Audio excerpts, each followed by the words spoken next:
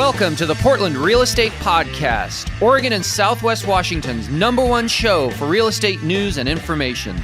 Without further ado, here are your hosts and a couple of guys who, as busy realtors and successful brokerage owners, know a thing or two about real estate. Steve Nassar of Premier Property Group and Joe Fustolo of Soldera Properties.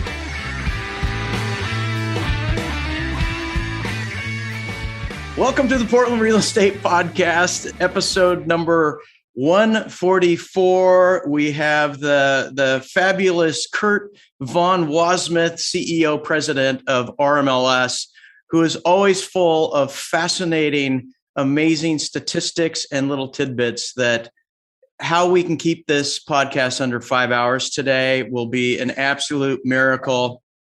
I'm Joe Fustolo of Soldera Properties and the admin of Masters in Real Estate. And we're trying to bring the best, most informative content to you guys through the Portland Real Estate Podcast. And to introduce Kurt, I'm going to introduce my buddy and co-host, Steve Nassar of Premier Property Group. Take it away, Steve. Thanks, Joe. Appreciate the introduction. We are thrilled to have back one of our favorite regular guests. Kurt, you've been on this at least a couple times, maybe even 3 over the years. And you are such a natural. You've got your own microphone. You've got a better setup than Joe and I. We've got microphone envy. Look at that. Is that a Shure there? No, Rode. Oh, Rode. Man, yeah. See? Should have called you for advice when I was buying mine. But no, thank you. We're thrilled to have you. You're always entertaining. You've got great stuff to share. My understanding, and what a pivotal time, right? Like there's so much happening in our world. I mean, gosh, guys, in the minutes before getting on here, the Fed raised 3/4 of a percentage point, the Fed funds rate. So, which it was a surprise. In the recent days, it wasn't a surprise, but a month ago, that would have been a surprise. They were expecting a half a percentage point, I should say. And, there was some pretty scary inflation data last Friday that really roiled all the markets. The mortgage market, interest rates on mortgages are up about 0.5% in a matter of days. We've gone from the 5 3/4 to now we're pushing mid 6s, 6.3, somewhere thereabouts. Big things happening. So who better to tell us what they're seeing in real time with real data and some forward indicators than the man himself, who is in control of all the data and sees it all. So thank you, Kurt. Welcome back. Oh, thank you. It's always a pleasure to hang out with you guys. I love it every single time. I feel like you've done everyone a disservice and everyone should lower their expectations dramatically. So I would feel better if everyone did. Well, take it away, Kurt. With the corrections, so we're going through change right now. Rates, stock market, crypto, days on market, we're seeing price reductions. We're seeing houses sell for full price, which in the year, many years ago, that would be a cause of celebration. But just sold full price, people look at it differently. I don't know that enough time has gone by for you to really have lots and lots of data, because really we all knew it was coming and we were kind of seeing it for the last year or so. But really, the last 3 months is when we started seeing the slowing. Do you have any statistics or data or anything that we might find interesting? So keep in mind the latest market action and the infographics that we share on the newsletter page through RMLS Web. All of that is as of the end of May. So we're 15 days into June, but it's too early for us to start analyzing June because, weird things happen when you try and do it only halfway through a month. I can tell you that there are some interesting statistics to talk about. For the most part, at the end of May, the market is still super hot. Like there's not a lot of things changing. The world didn't change overnight. So everyone likes to talk about the fact that prices are really high. Well, we hit an all-time high in average sales price for the Portland metro area. And that is $649,600. So your average sale price was basically $650,000. Now, Crazy. I'm not a big fan of using averages. Averages are a philosophical debate. I like to use median. And when you look at the median price, it's down dramatically over that. Averages can be swayed by extremely low and extremely high sales. The median is at about 575. So yes, we hit an all-time high in average. And the median is also outrageously high, but that isn't news. We've all known that for a while. Like, things have been getting more and more and more expensive in the Portland metro area for a while. We're seeing that statewide. We're seeing it in Washington. It's pretty much global. I think that's an interesting point, Kurt. I've never thought of it that way. And I want to help our listeners, because I mean, high school and averages and median is a long time ago for a lot of us.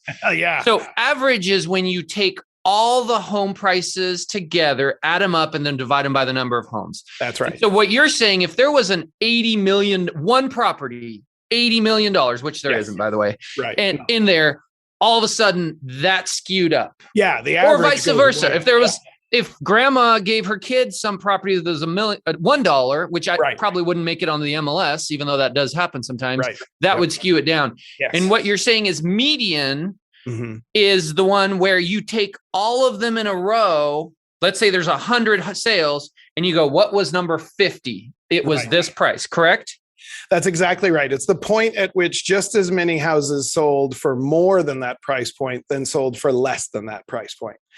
And for me, and I think most statisticians, it's a more reliable market indicator when talking about houses, or actually when talking about anything that has a physical corollary in the physical world. Like if you're talking about widgets or cars or trees, it doesn't matter. Averages, on the other hand, those are really good when you're talking about sort of philosophical pursuits. You're getting rather erudite at that point because you're talking about things that only exist in your mind. They don't exist in the real world, whereas median does. A median, you can point to it. It's right there. Yeah, I've never thought of it that way. I appreciate that insight because I always kind of just quote the average, but I see what you're saying is, good stuff. And they are different. They're $75,000 apart. So interesting. Yeah. And they're always different. It's sort of interesting. You can sort of test that theory anytime you're looking at our statistics or anyone's statistics. If you're able to see both the average and the median over time, the larger that swing, the more you're seeing things on the end affect things. And it's sort of interesting to take a look at that. Yeah.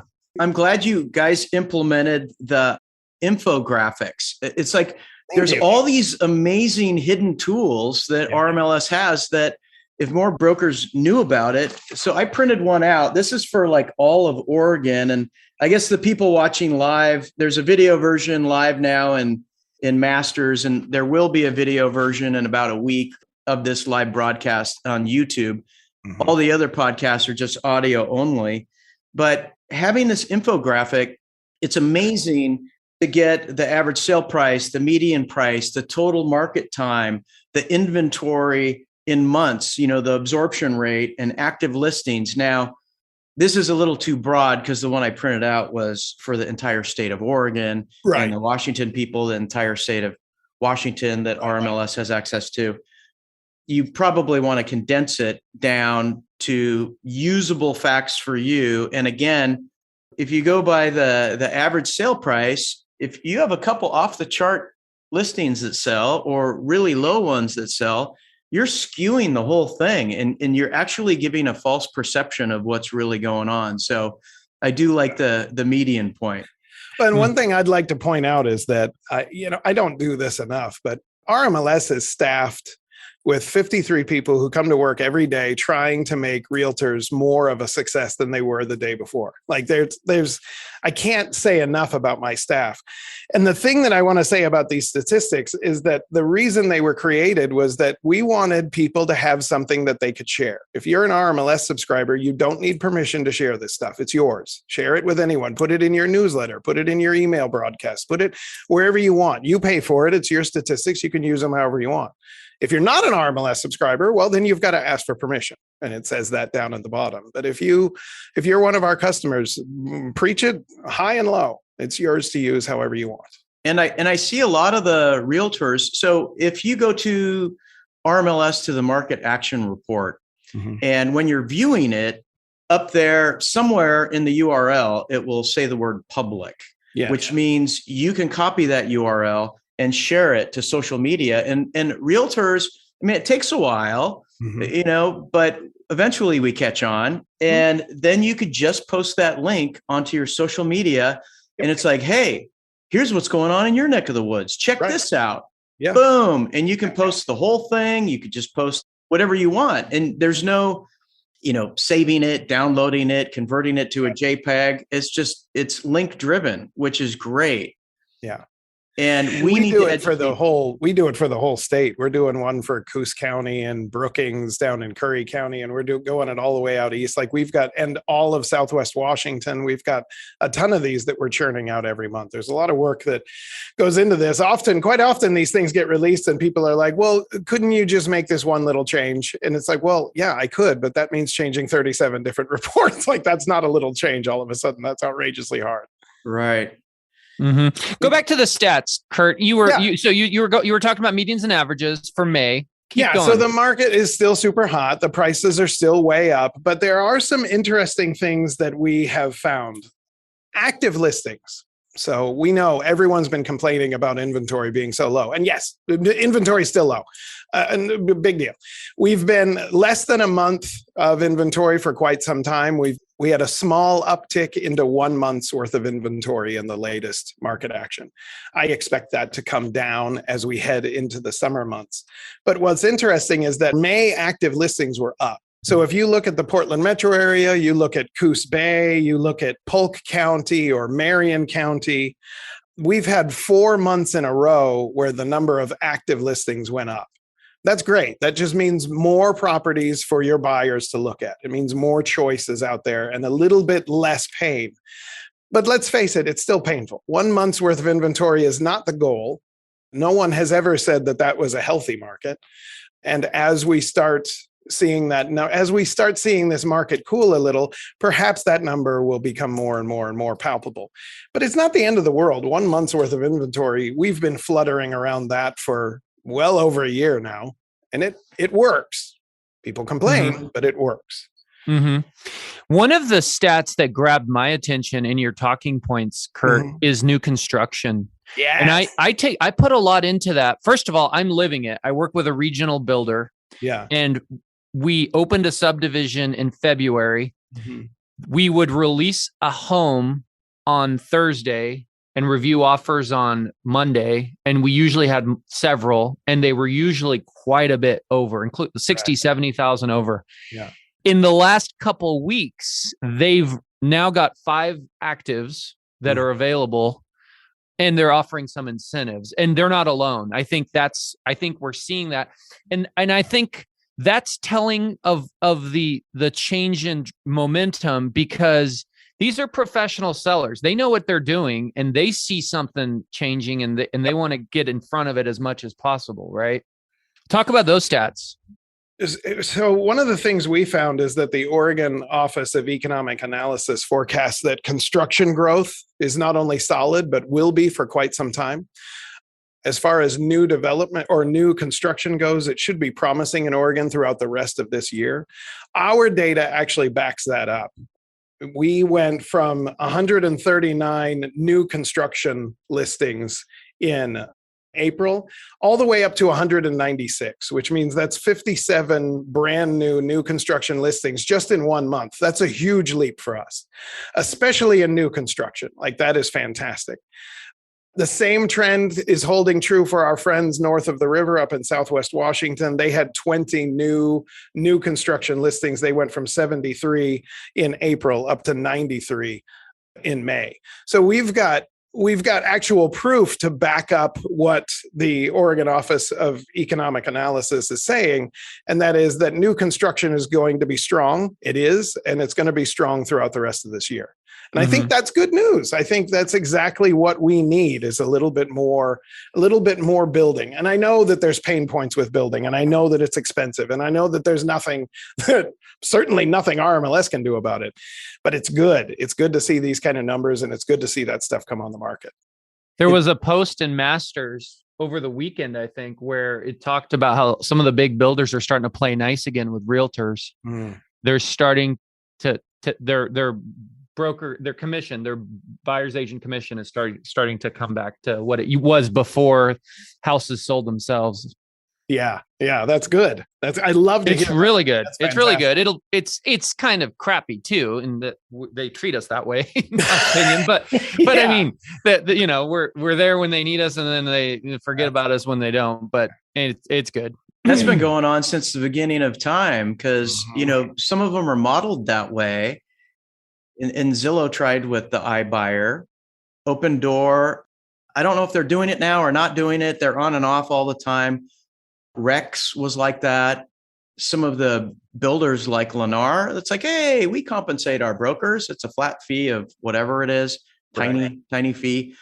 We do have our worth, because if the algorithm worked, that you look at what sold and you say, okay, your house is worth this, and Zillow buys it, they would still be in the market. But instead, they got kicked out, and they're however, 600 million in debt from everything they did.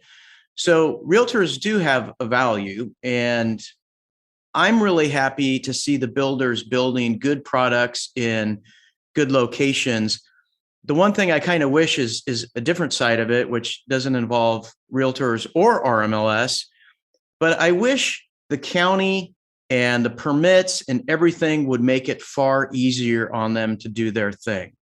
We don't want them to clear cut neighborhoods and forests and build houses. Right. But the cutting trees and the permits and all that stuff, they're not. I think the fees too. Oh my gosh, the fees are exorbitant. So they're really not helping the builders do what they do, and essentially not helping the public, because the public loves new construction. Right. You can't fight new construction and well built in a good location. And I just think it should be easier and cheaper for the builders to do what they do. Well, I can say, I know that you're right. I mean, there's nothing RMLS can do about it, but I do know that PMAR and a bunch of local associations around the state are working desperately to try and get the attention of those local governments to try and bring up exactly that point. Like, you can't make it too hard and you can't make it too expensive, because if all people can build are $700,000 homes, there's no starter homes at that point. Yeah, absolutely. Absolutely. What other stuff do you want to share with us here in this document you put together? So there was one thing I wanted to talk about, which I think is interesting. You guys correct me if I'm wrong. We did an article last year that I was pretty proud of. I asked Grant, our communication specialist, to look into this.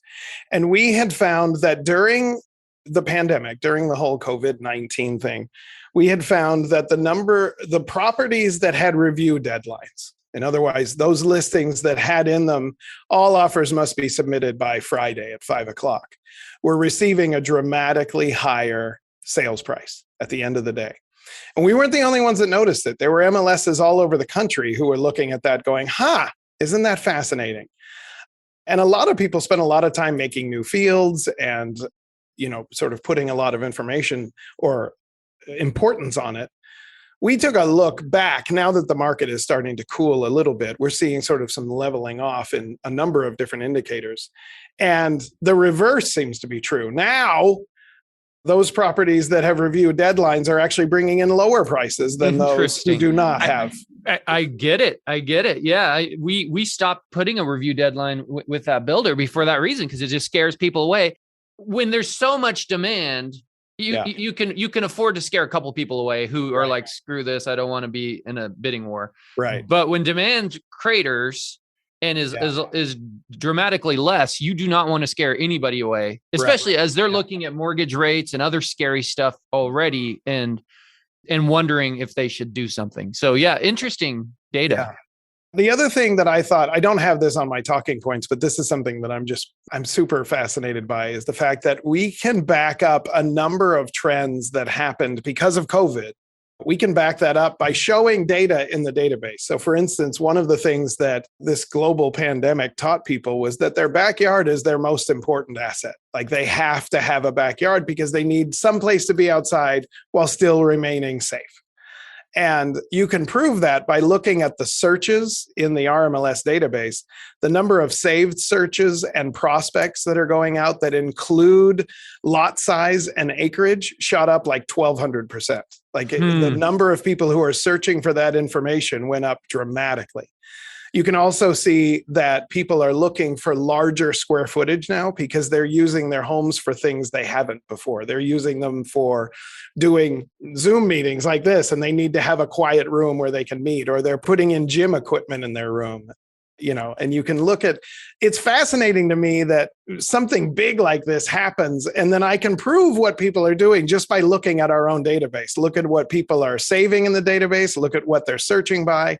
I just find stuff like that fascinating. I think it's great. Yeah, no, that's all really, really true. It's interesting. When I'm with a seller and we're looking at comps and we're pricing their house, so much emphasis is on the backyard. Like, yes. If I see, this one sold for 800, this one sold for 850, this one sold for 900.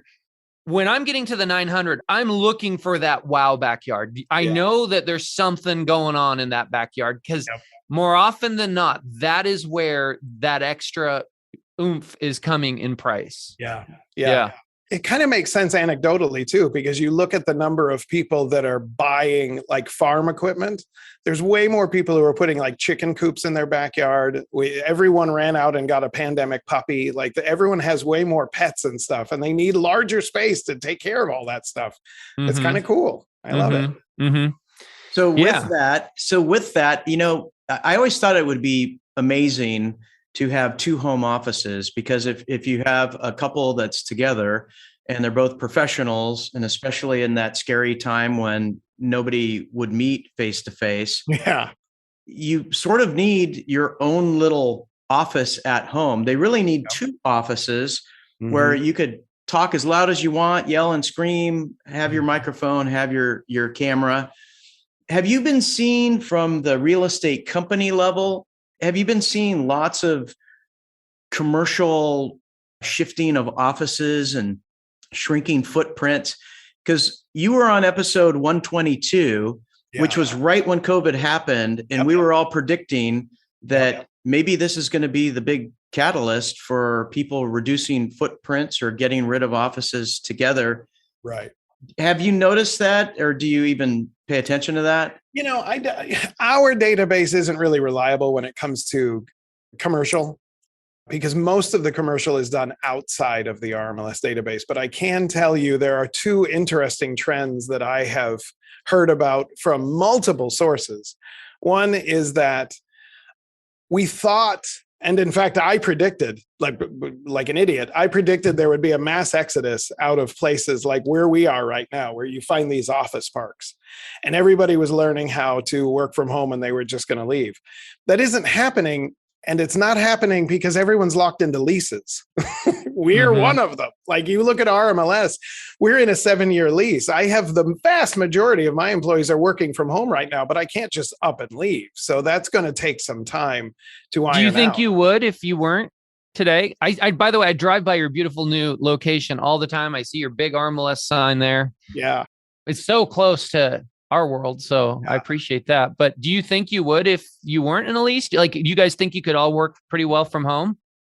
I think we will probably always need some footprint. We're going to need some conference rooms. We're going to need the boardroom. I mean, the board has to have a place to meet. We're going to have some places for people to, sort of hang out and do some brainstorming and some thinking. But I can't imagine a world in which our footprint declines, or, we start sharing space. Like it would be great if we started sharing space with some other real estate companies here. That would be fantastic. But I don't foresee us making any changes right away, because I think the prudent thing to do is to wait. I think there's an awful lot of people who love working from home, and we have a number of lessons that have yet to be learned yet. I don't consider myself an expert, but I can tell you, just running a company like our size, a lot of people love to work from home, but you lose something. And what people seem to forget is you lose that middle management or that early manager. They don't know how to manage. They don't know how to take care of problems. They're not watching other people do it. There's a number of things like that we're going to start missing out on in the coming years as everyone's working from home. And I don't think that's bad. I think that's great. I think this is the evolution of what is the workforce. I think it's going to be good. I just think there's a lot of lessons that have yet to be learned. Mm-hmm. Yeah. One thing we're experiencing, and we're working through it, is hybrid meetings, right? Yeah. Where you've got 5 to 10 people in the room, and then maybe the same amount on Zoom. Mm-hmm. And I think that's a big focus, or should be a big focus for a lot of companies and businesses. Yep. Is how to do that right, so Yeah. that you don't alienate either party, right? Yeah. Yeah, that's one of the problems, is that if you have, like right now, if you have a hybrid meeting, some people are in the room and some people are online. What you're hearing is that people online feel left out, like they're not a part of the conversation. They have to sort of insert themselves into the conversation. No one's taking them into account.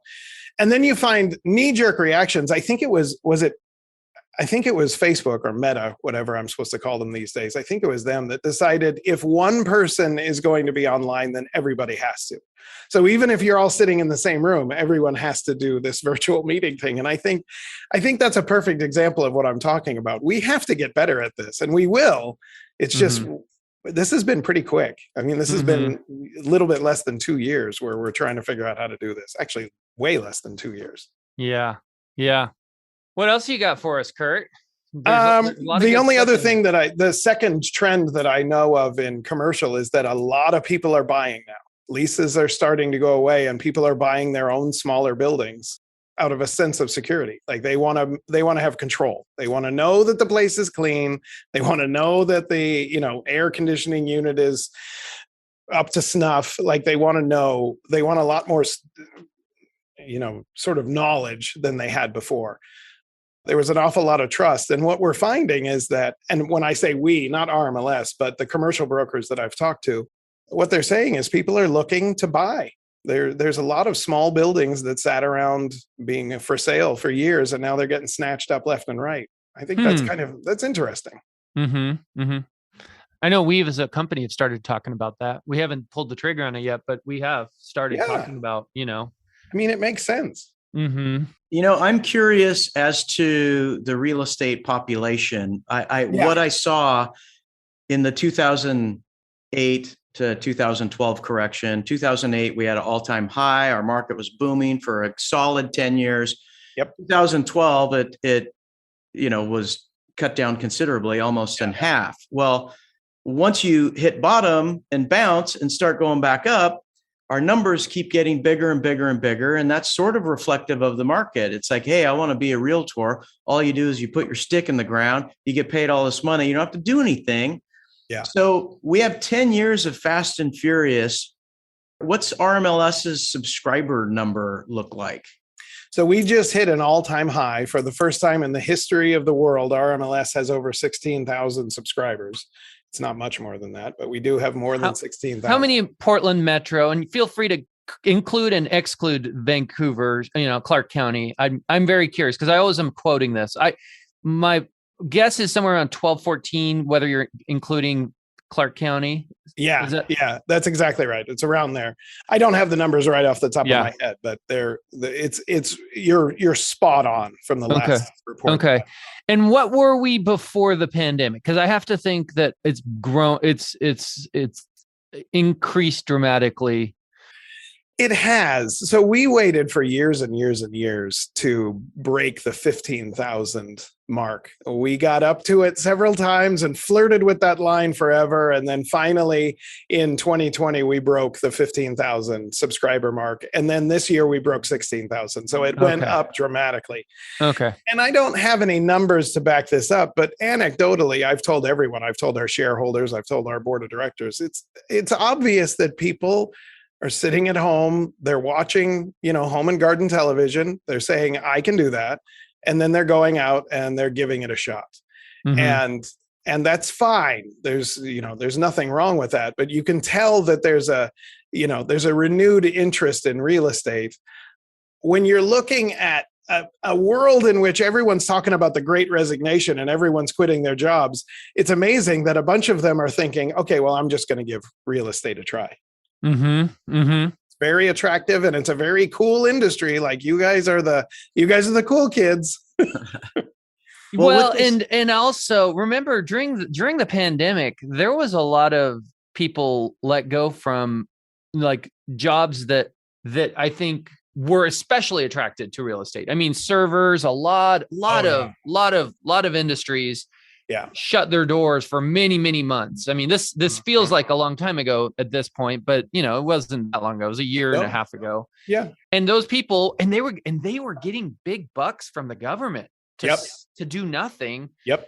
What a natural time in their minds to live off that money and make a go at it. And yeah, I think we're going to see that number. I think you're going to see that number peaking, Kurt. I'm predicting right here, right now, we're not hitting 17,000. No, it's gonna start to go down. And in fact, Lawrence Yoon from the National Association of Realtors is predicting we will hit a high in the number of realtors in November of this year, but that the come down is going to be slow. This won't be like 2010 and 2011. Those days were awful. I remember we went from 15,000 subscribers down to 10,000 subscribers in about 2 years.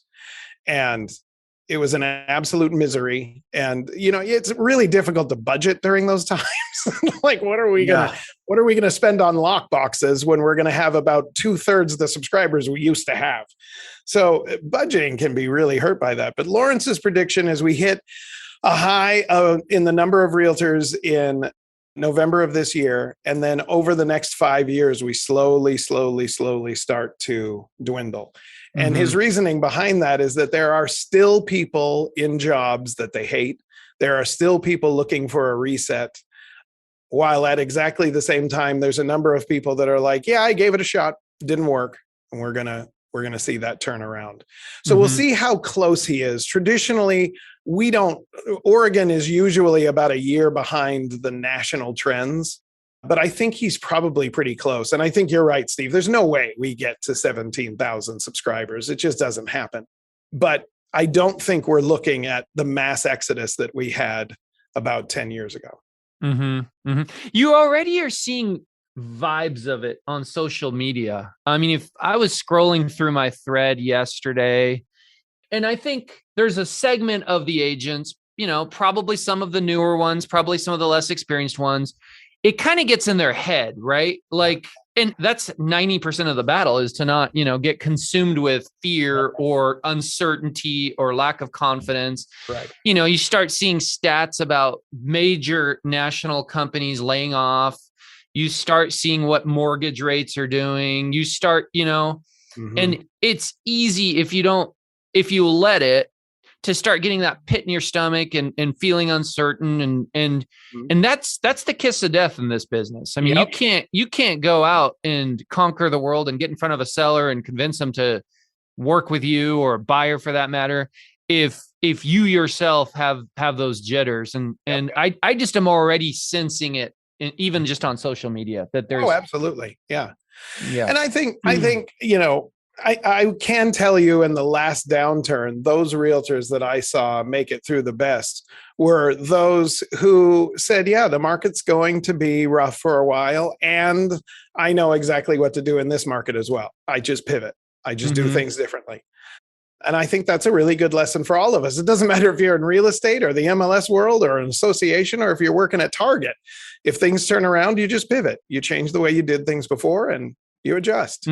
It's possible. And it's possible to make a ton of money in a down market. And I posted this in Masters in Real Estate group the other day. It was Warren Buffett who said, you know, make yourself inflation proof. Be the absolute best at your job that people come to seek you out, right? Which is the same thing we've been kind of chanting in real estate: master your craft. Whatever it is you do, be the very best you can. Martin Luther King said, if you're a street sweeper, be the best damn street sweeper in the entire world. And when you die and go to heaven, they're like, man, that guy was a great street sweeper. And that's how you make yourself inflation proof. And it's making yourself indispensable and having people gravitate to you. And when the number of realtors diminish, you got to you are responsible for a little bit bigger piece of the pie. Mhm. And yeah, that's the thing that I always tell people is that when the realtors start to leave RMLS, the big winners are the people that stick around, because there's a statistic that I watch every single year, and that's the number of listings per subscriber. And when people start to leave, the number of listings per subscriber goes up. And I know that's not how the world works. We don't take all the listings and we divvy them up equally amongst everyone. But the spirit of the message is that once everyone starts leaving, there's more share of the pie for you.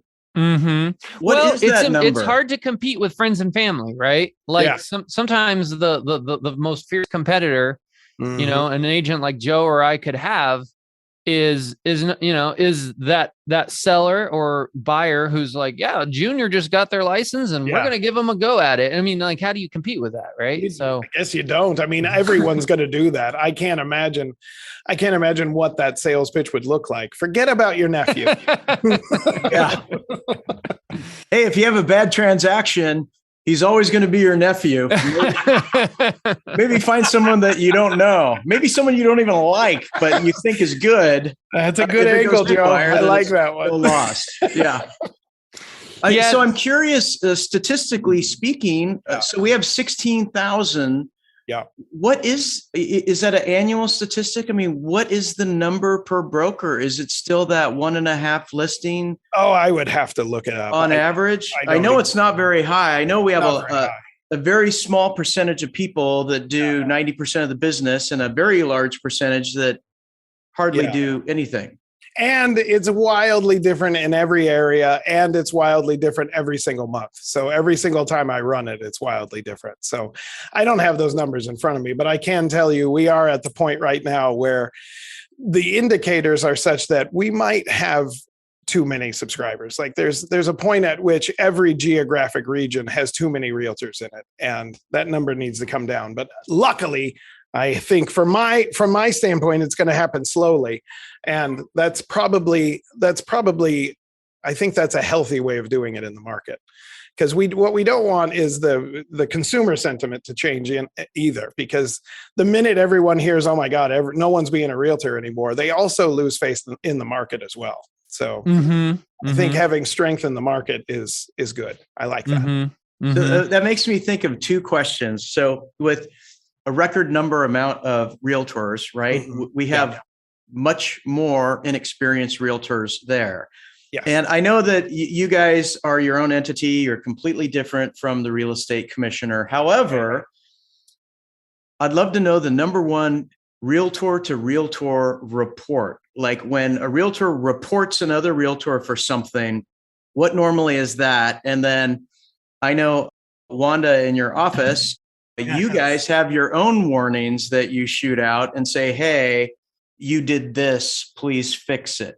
Right. Yeah. Do you happen to know those, what those are? Traditionally, it's the highest number is always some form of data entry error. So people are constantly hitting by the way, I should say, anyone who hits the report or there's an issue with this listing button in RMLS Web, totally anonymous. No one needs to worry about that. You can hit that all day long. You guys don't know who it is, or you don't share it.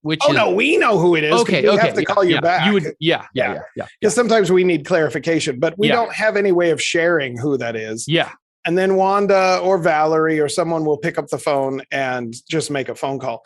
Traditionally, it's like school district is one of the biggest ones. Like you put this in the wrong school district.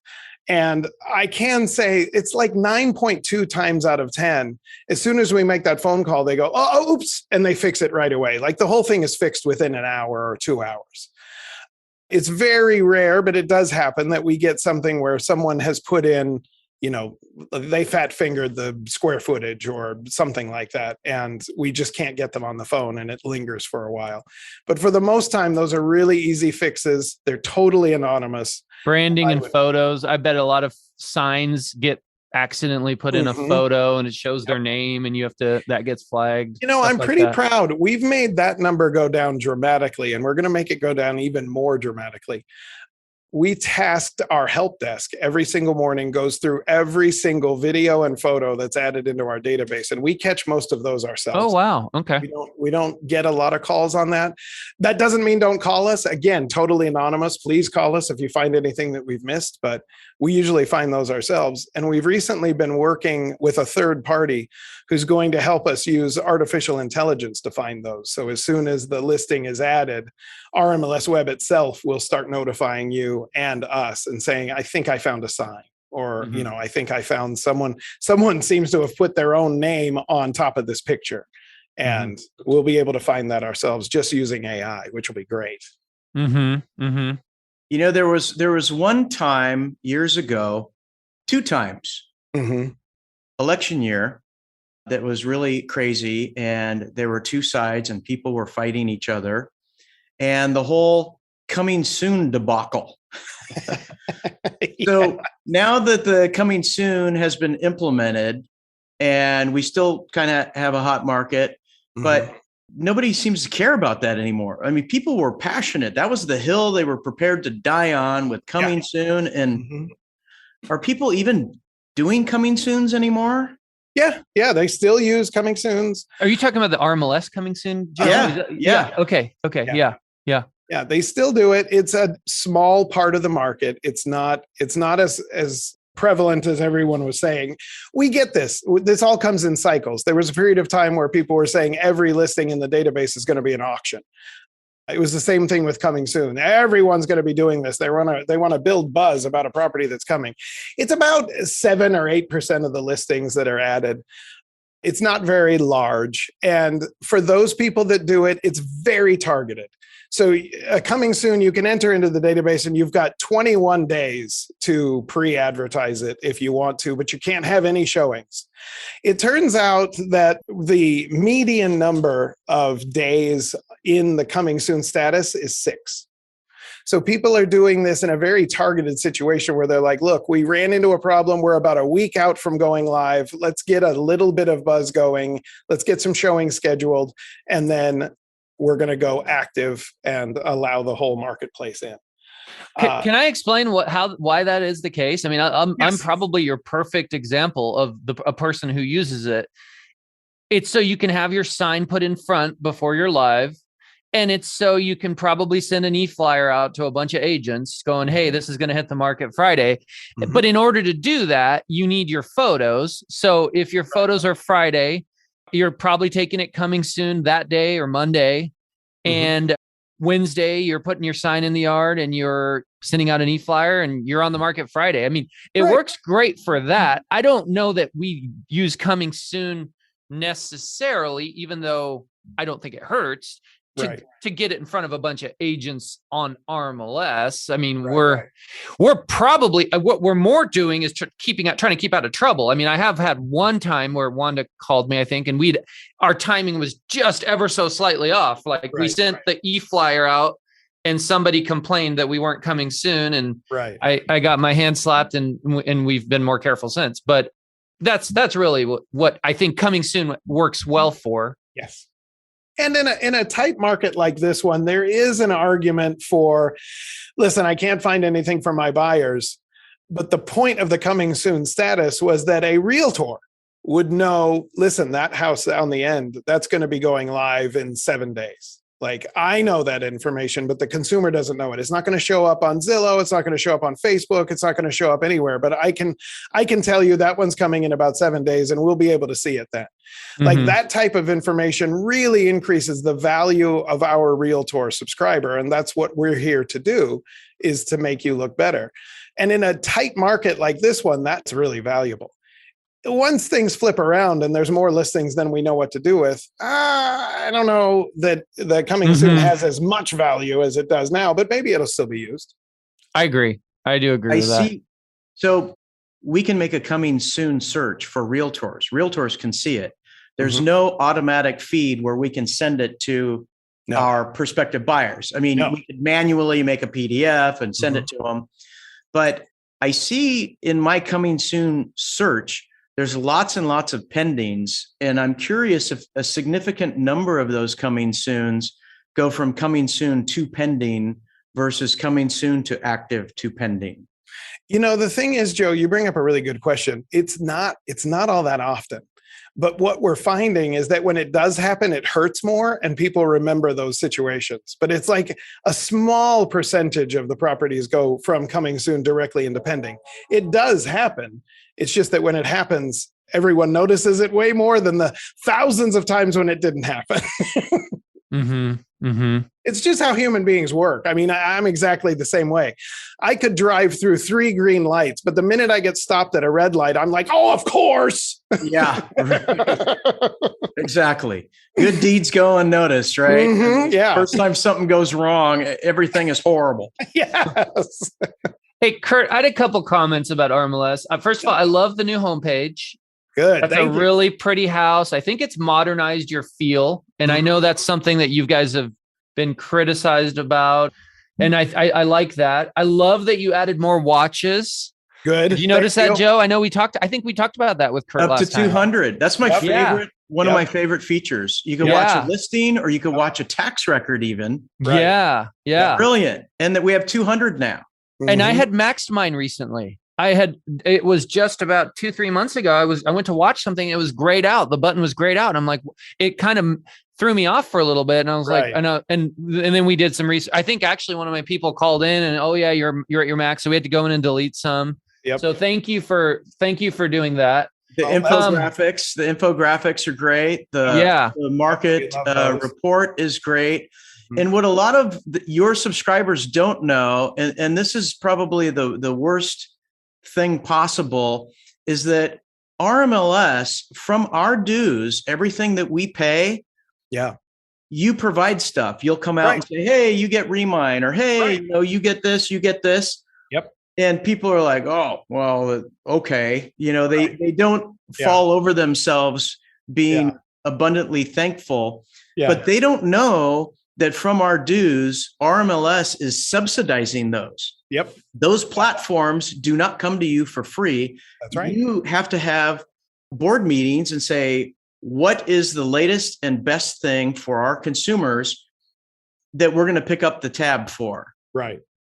I think that's the hardest part, is to try and figure out, to combine the last few topics, to try and figure out what products and services can we provide where nobody has to pay for it out of pocket. We'll just provide it for them, while at exactly the same time trying to figure out, we're going to have fewer subscribers than we used to have. Like, we got to take that into account as well. Yeah. And no one's giving us a break on this stuff, and nothing's getting less expensive. Hey, Kurt, I have a tiny little feedback. That's the luxury of having a podcast with Kurt on it, is you get you get face-to-face time with Kurt with one little tick. Yeah. Hey, how often does it time out? Is it every hour that you didn't do something? Is it half hour? Is it 2 hours? Do you know? Yeah, I think it's 4 hours at this point.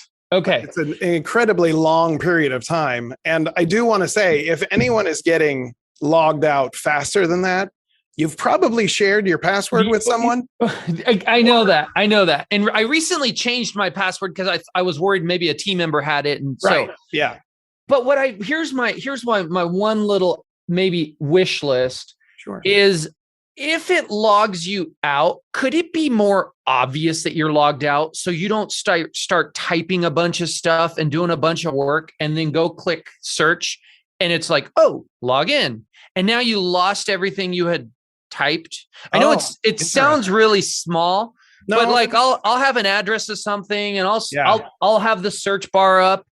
I don't know I'm timed out. So I'm just like putting in, and I'm transposing, putting in the address. I click this and then boom, it takes me to the login page. I click login and I'm back to 0 again. Yeah.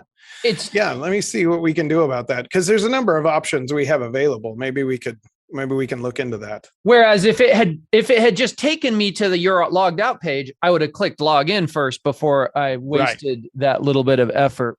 Right. But what new stuff do you have coming, Kurt?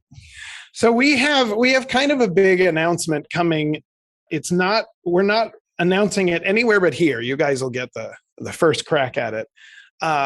For those of you who have been paying attention, we started a group called MLS Aligned years and years and years ago. And it's a cooperative movement among several MLSs around the nation.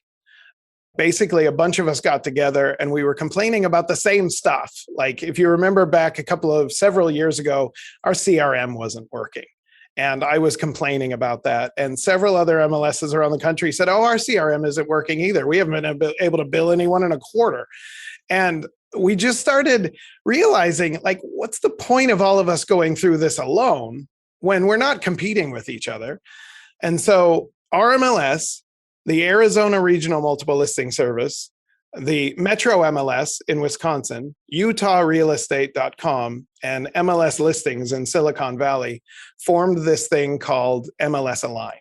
And what we did is we put a little bit of money into a third-party company that we own, and we just started making stuff. The first thing we made was a fully live database of all of our data that people could ping whenever they wanted. So if you think about the way like Realtor.com works, they go to every MLS, they take all their data and they put it in this huge data repository. Well, for anyone who's a member of an MLS aligned database, you don't get all of the data. You just ping it every time you need it and it gives you the information. It's just a fully live API with all of our data on it. You can pull it. And so for products like statistics information, you don't need a huge data warehouse for that. Just give me the average price of this and pull it over. Mm-hmm. We have that available for the entire nation. Homes.com now uses that as their primary source of data for all of our MLSs. And we've been putting together, like, our mobile app came out as a part of MLS Aligned. We worked on that together. And the latest thing that we did was we purchased a product called Agent Inbox. And Agent Inbox was, several years ago, an agent communication tool and a showing product. And we bought it for a song. We bought it for about $800,000. And then all 5 MLSs started working on Agent Inbox to turn it into the world-class showing product that we need in this area. As you know, right now we use Showing Time, and Showing Time has been purchased by Zillow. Well, Zillow is now a brokerage. They're one of our subscribers, and having something like a showing product being owned by one of our brokerages is distasteful. It's not illegal. We don't have any rules against it. It's not great. That, coupled with the fact that we don't know who's going to buy Showing Time next, we don't have any control over it. So our board put a little bit of money into this, and we've been working with MLS Aligned to build a brand new product, which is called Showings Aligned. And it looks like Silicon Valley will be going first at the end of June. They will be rolling it out to their subscribers. Utah will be going second. And we may be rolling this product out for people to use as early as the fall of this year.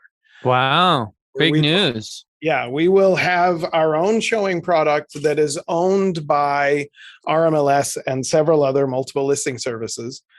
It's not new ground for RMLS. As you know, RMLS likes to do things themselves. We want to own our own system. We want to build our own system. We want to have control.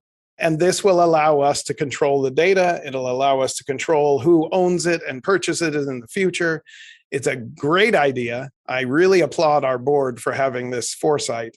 And I'm really excited to start showing this product to people because I think you're going to love it. It's pretty fantastic. That's awesome. That's awesome. It's kind of nice that you have like Silicon Valley people in the mix. I mean, those are probably they got all the locals there, in their market that do this stuff. That's their wheelhouse. That's awesome. Yeah. I love it that the data, to own that data, is brilliant, especially for you guys. That is paramount. Yeah. Number 2, to get it out of the hands of somebody who became a certified brokerage. I think that's only smart, not illegal, but it's smart on our part. And is this another like a subsidized thing that it's free to the brokers and they use it? Is there a subscription fee? Yeah, we haven't even settled on a price yet. So I can tell you that the minute we purchased Agent Inbox, we had a list of 35 MLSs who were interested in purchasing services from us. And we know that there's demand out there. We know that there's a lot of MLSs that want in on this. We're not anywhere close to offering this product to anyone else. I very firmly believe you eat your own dog food first and then start marketing it. So all of us will be on most recently, we added a new member to MLS Aligned, and that is Beaches MLS down in Florida, bought into the product or into the group. And they are now one of the owners of MLS Aligned. And one of the reasons they bought in was they were very excited about developing this aligned showings. So we will have, I mean, this product is going to be good. We will not release it until we get to minimal functionality. So we were almost about to release in the beginning of June, and then a bunch of people said, no, you have to have the ability for the homeowner themselves to schedule the showings. Apparently, Absolutely. some homeowners want to do that. That wasn't something we know. We're just data jockeys. Like, what do we know? So we delayed until we can get that rolled out. But there's that times 100 other things have delayed this over and over and over again, but we're getting ready to go and we're pretty excited about it. And it will replace showing time. I mean, is it fair to say in about a year from now, there will be no showing time optionality out of there is a little bit of gray around that.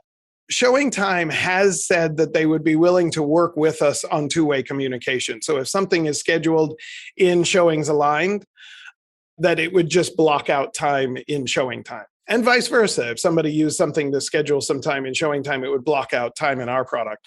But they're not putting their money where their mouth is. So we will probably lean heavily on Showings Aligned on our own product, and we will build that into our MLS web and make it super convenient and super easy for everybody. But we're always open to working with other products if they want to do it the right way. If anyone starts to tell us, no, we'll decide how the data is stored and we'll decide when and who gets to access it. No. Like, RMLS is very firm. We will own that data. That's our data. And we need to be able to do things like tell you on a moment's notice how many showings happened in the past 24 hours, right? There's a number of things that we need to be able to do. And on a granular scale, be able to tell you, oh, based on showings, this neighborhood's super hot and this one's starting to cool down. Like, there's a number of things that we could do that's super exciting, but we have to have the data in order to do that. We can't rely on some third party. Very exciting, Kurt. I remember, Joe, I think on a podcast right after Zillow bought Showing Time, which, by the way, I wouldn't be surprised if they wish they had that $500 million back these days. But but I remember, I think it was either in Masters. I mean, I remember you were a little concerned about that vocally, or maybe it was on a podcast, and as were a lot of other people. And so this is fantastic. It's fantastic to have that independence and that connection to the MLS. And it's also fantastic. I'm sure we'll be able to help you guys shape it. You know, you'll take great feedback and you'll incorporate it. It's one of the things that's most important to RMLS, as you know, is we need to be able to respond to what you guys tell us. If you need something, we have to be able to do it. And having third-party products doesn't really give us that flexibility. So this is a win-win for us. Could you please buy all of the Oregon and Washington MLSs so we don't have to mess around with that? It's like, oh, hey, there's a place in Salem. Oh, wait, it's not an RMLS. I got to go to WV. Or, oh, at the coast, I got to go to Flex. Yeah. Or it's Northern Washington. I mean, it's like, why can't our licensing, we're good for the entire state of Oregon, the entire state of Washington. Our MLS should be, at the very least, if you don't buy all those other people, it should be required that it's in RMLS as well. I couldn't agree more. Each one of those markets has a weird little hiccup. Like the Salem area, for instance, they don't require their subscribers to be realtors. So they're not members of what we would call PMAR. They're not members of the Oregon Association of Realtors. They're not members of NAR.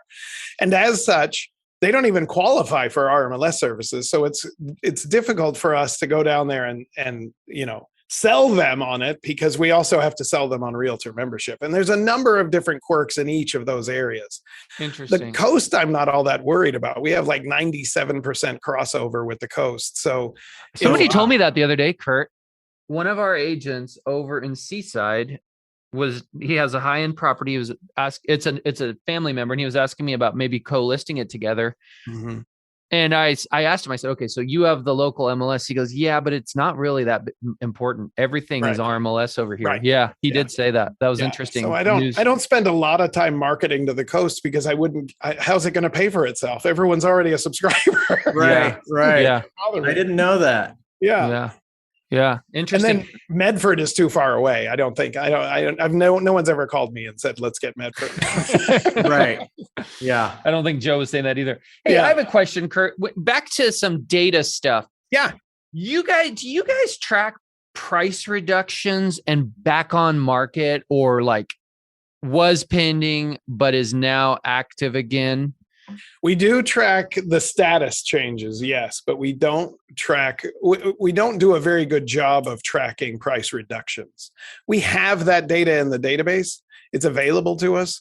We just haven't done anything with it. Although with this market, we probably will start looking at that. It would be really interesting. I would love to see that in our monthly report, like this many listings dropped their price, this percentage. Yeah. Maybe percentage of price drops, the average price drop was 2% or 1% or 5%, whatever. Yeah. And then I think they always say, and I believe this to be the case, that terminations are a good indicator of a market changing. So, as people get cold feet and they're just nervous, and it would be interesting to know, what type of, back on market activity was happening. Absolutely. Yeah. I'm going to take both of those. We will, as I've mentioned, Grant is our communication specialist, but we have Jared, who's our statistician, and I'll put them back on that. And what we'll do, traditionally what we do is we'll start with a number of articles on the newsletter page. And that's usually our way of just announcing to subscribers, hey, we may have noticed something. Like, we're going to start talking about that. And then if it does turn into something that's either super interesting or super reliable, then we'll start talking about rolling it into market action. Yeah. There you go. Or something. Yeah, there you go. That'd be great. Yeah. Cool. Hey, and Joe, you had your questions. Did we cover all those? I think we did, and we're hitting about that hour mark. So yeah. Different markets. Have you, the only question different markets. Do you follow up stuff in other markets, Kurt, at all? It depends on which markets. Some like Bend, even Oregon, or even beyond? No, we do. We're doing a little bit of data sharing with Milwaukee, Wisconsin, because we're trying to do a Milwaukee versus Milwaukee, but I don't do an awful lot of sharing of information with Bend. Yeah. Okay. It was just curious if there was anything you were hearing in other markets. Well, let's wrap it up then, Joe. Right. Let's do it. That was great, Kurt. I know that we'll probably think of a dozen other things after we end this, but you're always a great, great guest, and so much information. And this Agent Align that you're kind of letting us know about first, I'm really excited for a showing time competitor that is in-house.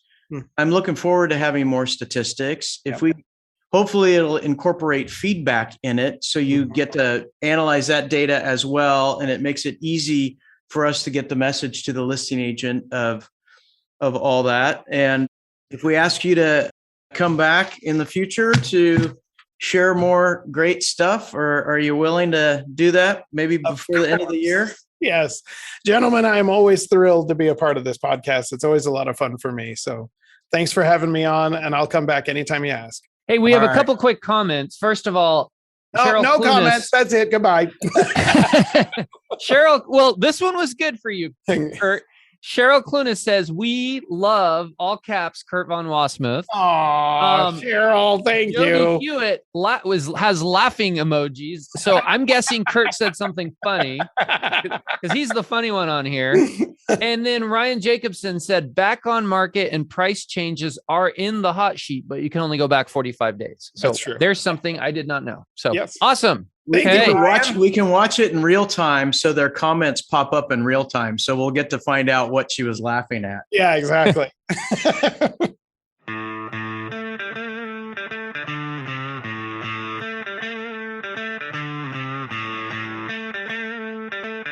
Hey, everybody. Thanks for tuning in to the Portland Real Estate Podcast, Oregon and Washington's #1 show for cutting-edge real estate discussions.